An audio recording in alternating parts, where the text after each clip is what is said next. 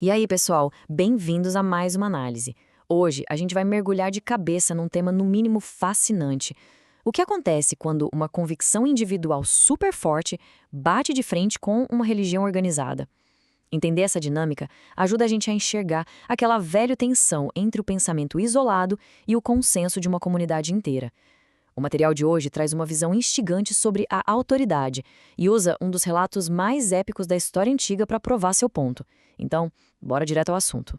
O nosso texto base de hoje já começa jogando pesado, usando aquela passagem bíblica super famosa, sabe? Ele cita Mateus, capítulo 18, versículo 18. Tudo o que ligardes na terra será ligado no céu. A fonte usa isso para argumentar que a autoridade da igreja funciona como uma extensão inquestionável da disciplina lá do céu. Basicamente, segundo o autor, quando a regra bíblica é seguida à risca, a própria autoridade divina assina embaixo das decisões que a igreja toma aqui na terra em relação aos seus membros. É uma afirmação bem forte.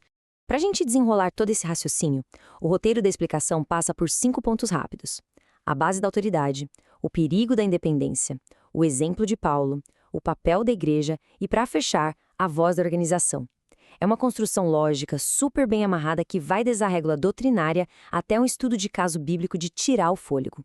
Então, vamos começar pela base da autoridade e o que o texto chama de fundamento celeste. A premissa aqui é super direta, tá? O autor afirma categoricamente que o padrão divino não dá licença de jeito nenhum para que as pessoas oponham suas opiniões particulares e obstinadas contra o julgamento de toda a igreja. A mensagem central é clara: não rola insistir naquelas visões pessoais se elas vão contra a organização maior. É como se a ordem celestial exigisse um respeito incondicional à estrutura terrena que já está estabelecida. Isso já puxa a gente direto para a segunda parte, o perigo da independência e o risco gigantesco da desunião. Aqui o autor faz um contraste que é genial. De um lado, existe a ameaça das teorias particulares independentes. Do outro, o ideal da união de desígnios.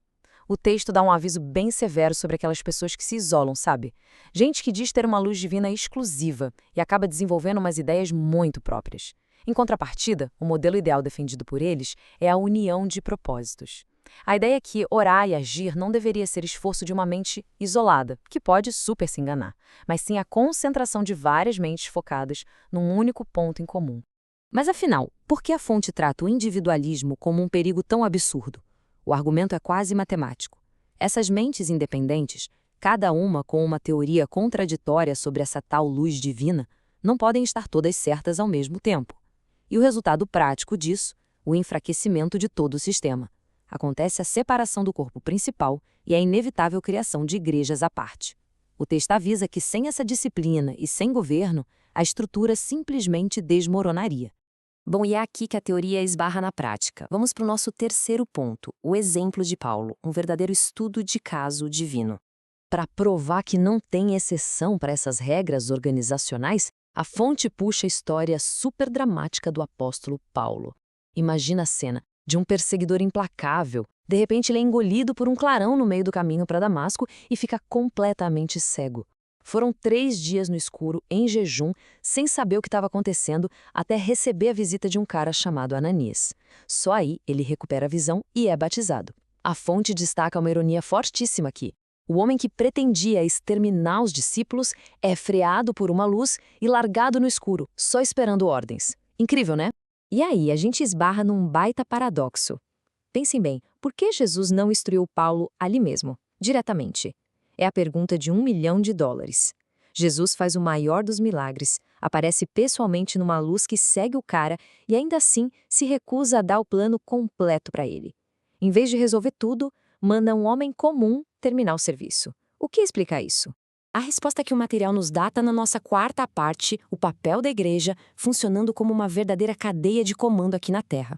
Segundo a análise, essa comunicação divina funciona em 3 passos bem definidos. Passo 1. Cristo inicia a revelação e convence o coração. O milagre serve basicamente para frear a pessoa. Passo 2. Cristo direciona o indivíduo para a estrutura que já existe. Ele não permite de jeito nenhum uma experiência isolada. E passo 3. É a própria igreja que tem a função de instruir o indivíduo e mostrar qual é o dever dele. É uma delegação de responsabilidade levada ao extremo. E olha a constatação de cair o queixo que o texto tira dessa dinâmica inteira. Jesus o envia aos próprios discípulos a quem ele estivera perseguindo. É uma lição de humildade pesadíssima.